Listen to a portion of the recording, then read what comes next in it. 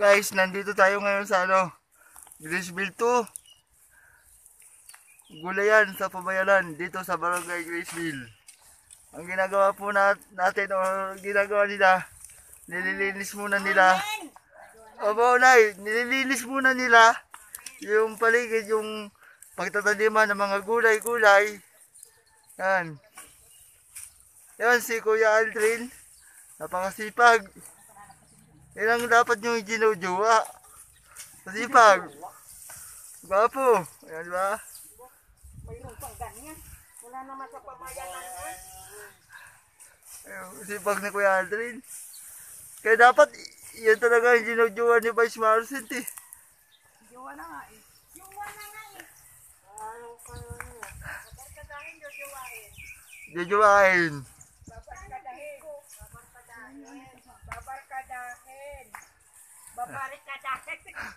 Arangan ba? Hindi na yan madala sa kalaykay. Yan o, itong po ito ay programa ng aming mahal na Mayor Arthur Robes. Gulayan sa Pamayanan. Dito yun, napakasipag ni Nanay Lily.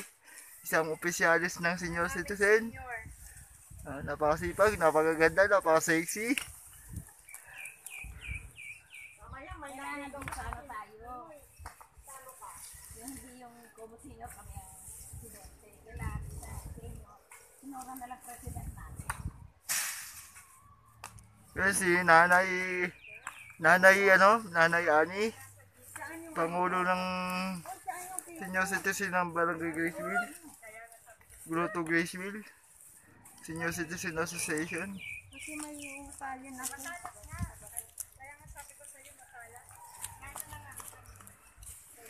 Guys, nakita niyo yung mga lupain na yan? Hindi akin yan ha.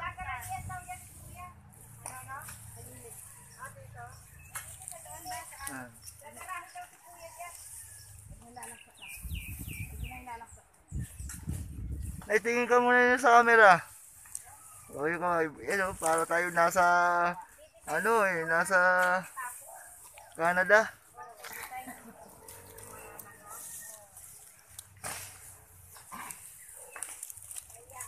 Ay, sinong tutuliin mo? Ikaw! Ay, tuli na ako. Oy, maririnig niya na pamayanan, may tuli na pala.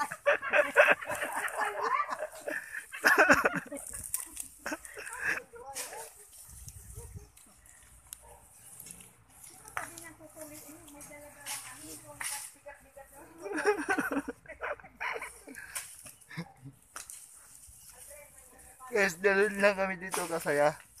Yung sama ng senior at ng PWD ng Barangay Graceville.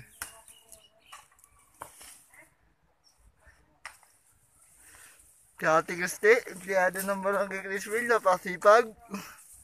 Yan, napakamatulungin sa PWD and senior citizen.